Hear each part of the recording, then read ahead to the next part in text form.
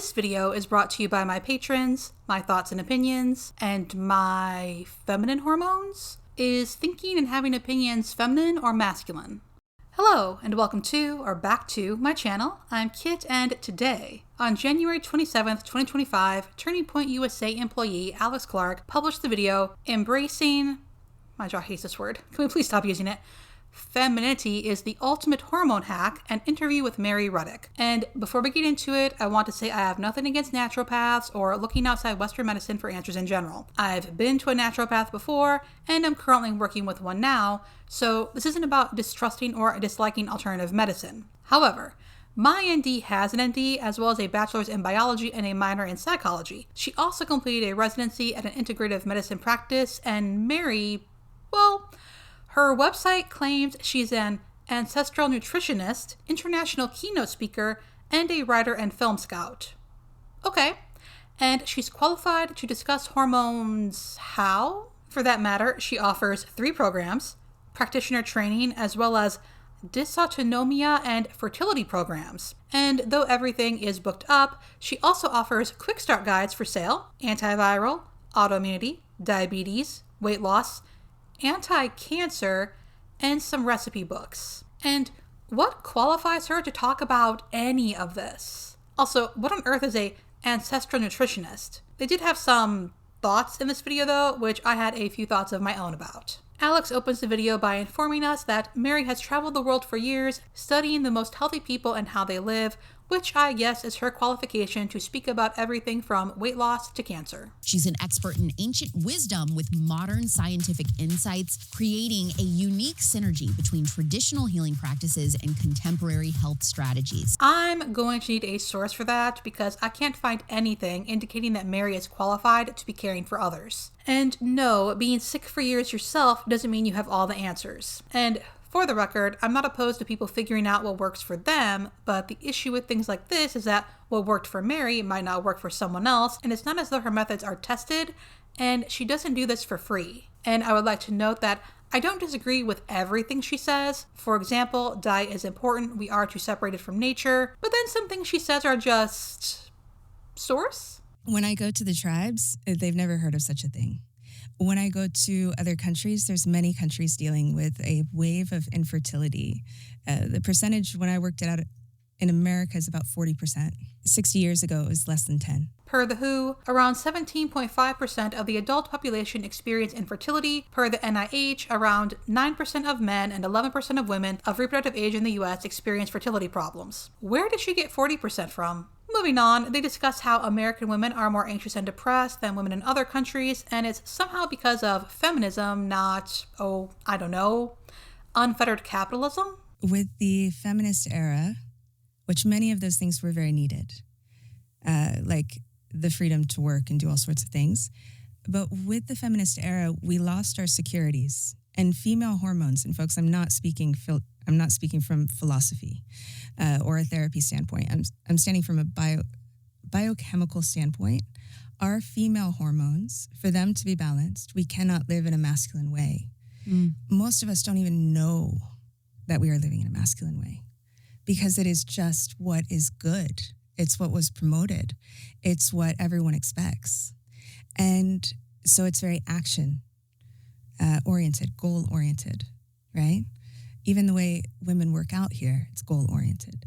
That's masculine. That produces testosterone in us and cortisol. And that cortisol is causing a hormonal crisis in our women. Am I understanding correctly that goals are masculine, action is masculine, and masculine things are detrimental to women's health? I'm going to need a source for all of this, and also, what securities did we lose? What are some signs that you could be a woman who is living too much like a man, hurting your hormones? Teenage years, it really starts to set in once girls start to menstruate.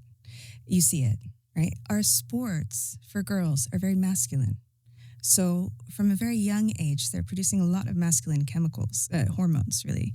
And those make us depressed and anxious, all right? So when we get an overabundance of masculine hormones, we turn into the negative of the masculine. I'm going to need a source for the claim that girls' sports are masculine, which increases masculine hormones, which leads to increased anxiety and depression in girls and women. I found a few studies, but, well, quote, adjusted for BMI and other covariates, very low testosterone in women was related to appetite problems. Previous cross-sectional studies among women have found that both low and high levels of testosterone may be associated with depression, end quote.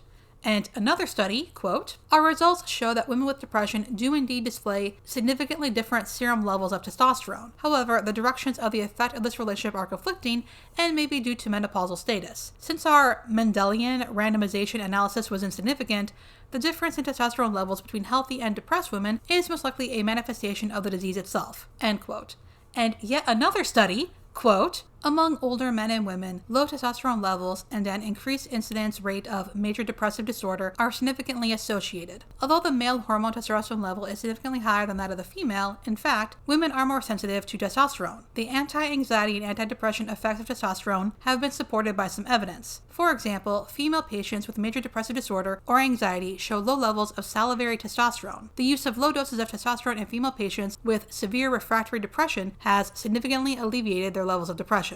She speaks as though she's discovered something, but actual studies aren't backing up that claim. Anyway, Mary concludes that women's good is from oxytocin, which only comes from good things like puppies and babies. I'm pretty sure we all enjoy oxytocin regardless of our sex, but Mary says this strange thing. But our society isn't structured for that.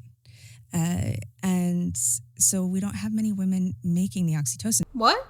She also says that things like autoimmune issues are a sign that the liver is too busy, but I have a few autoimmune issues and my liver is functioning as normal. Anyway, they chat about other things for a while, and then Alex says her testosterone is normal, but her estrogen and progesterone are very low. Sister. I know. I'm not sure why, but that reaction struck me as funny. And what does Mary suggest Alex do to get her estrogen and progesterone up? I'm so glad you asked. We have to change the way you interact with life. I know. Okay. But really, because you don't always have to change the activity. You can very often change the approach to the activity. Okay. Right? So instead of, let's say you like to run, I don't know, change to dancing, right? That'll get your feminine hormones going. Running gets masculine. I would love her source for this because I'm not finding anything that says running will increase male hormones and dancing will increase female ones. Anyway, Mary suggests swaying side to side before doing something that may increase your cortisol, breathe through your nose, and eat and wake up at the same time every day. And to increase progesterone, hang out with girls once a week. And that, at least, does have a study, though only 160 participants. But at least it's something. Of course, then she goes off on something else I would like a source for. So is that kind of like the cycle syncing and stuff that happens? There are so many activities that spur our hormones. Our hormonal system is totally different than all our other systems. Like you can take out your ovaries, put them in a jar for a month. Please don't, but you could. That's gory. But you could. And then you could bring them back and you could put it into your leg and it will hook back up to your hormonal system. It is mystical. Right? You can't do that with the circulatory system. You can't do that with the nervous system. The hormonal system you can. And here's the crazy thing. We can spark almost all the hormones just by changing our posture, where our eyes go, how we talk, how we walk, how we operate in the world, if we lift things or don't, if we are around kids or not. So who we're around, there are relational hormones, right? And so for you, I don't know your personal life, but cameramen, if you could carry her things. They do. They do that.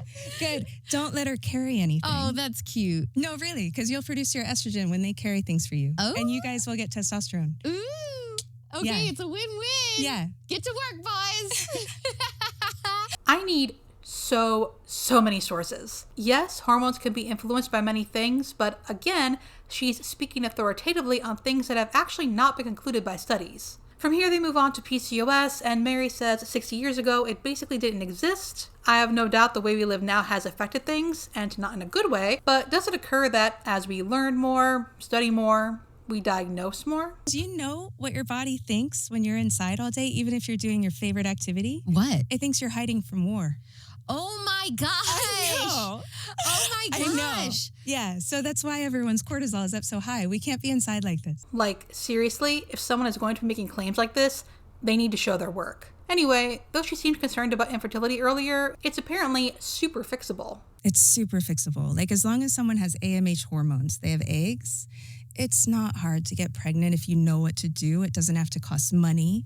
It doesn't take huge medical interventions. It is different groceries and different lifestyle things. That is it. But I think what women are going through is actually horrific.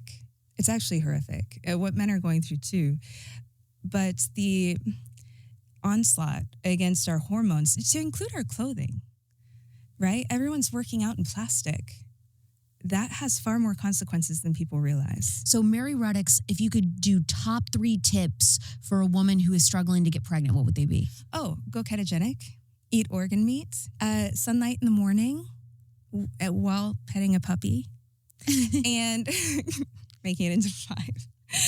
And do not wear anything that is not a natural fiber. Well, if anyone tries those 3 tips, let us know if it worked. Alex is quite incredulous over how easy that sounds, and, well... If that is true, why is it sometimes so easy for, like, some woman on meth in the street to get pregnant and not this woman who's living this non-toxic, organic lifestyle? Yeah, it's super unfair.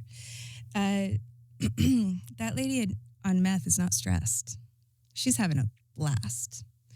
Right? She's having a blast by her. That's why she's a meth addict. She's having a blast in her life. She is relaxed. She's not showing up for work at 8 a.m., right? She's actually in her feminine. Methamphetamine's short-term effects typically include feelings of euphoria and increased alertness and energy. It can also cause serious negative health effects, including paranoia, anxiety, rapid heart rate, irregular heartbeat, stroke, or even death. Long-term use may lead to insomnia, memory loss, development of a substance use disorder, and other health problems. I really don't think a woman on meth is just chilling, living in her feminine. So the meth head is in her divine feminine. The suburban housewife is stressed to the max, constantly ruminating on getting pregnant. Well, the housewife, let's say she doesn't work outside of the house. No time in history were housewives ever alone. They're alone in the house. We're not meant to be alone. Women are meant to all be together, like hens. We really are. So it's the most ideal right now if a woman can be home. But it's still not ideal. Why is it ideal for a woman to be at home? I would like to note that despite this discussion, Mary apparently is interested in living in her feminine. She travels constantly and told Alex she hasn't been to her house in 2 years. Her lifestyle also sounds pretty stressful and action-oriented to me. Would Mary say she's living in her masculine?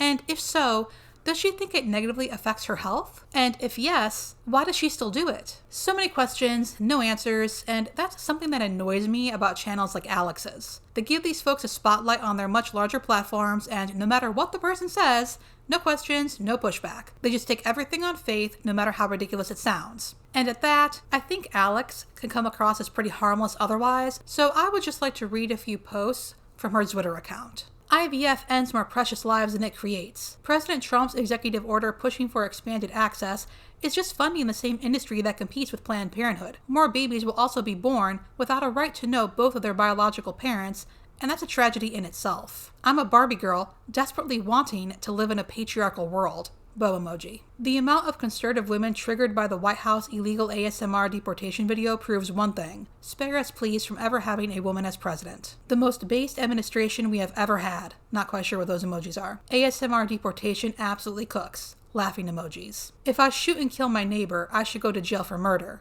If abortion is outlawed and legally considered murder in your state, and you choose to get one anyways, the woman should go to jail. She puts a livelier, friendlier face on it, but in reality, Alex Clark is no different from Allie Beth Stuckey.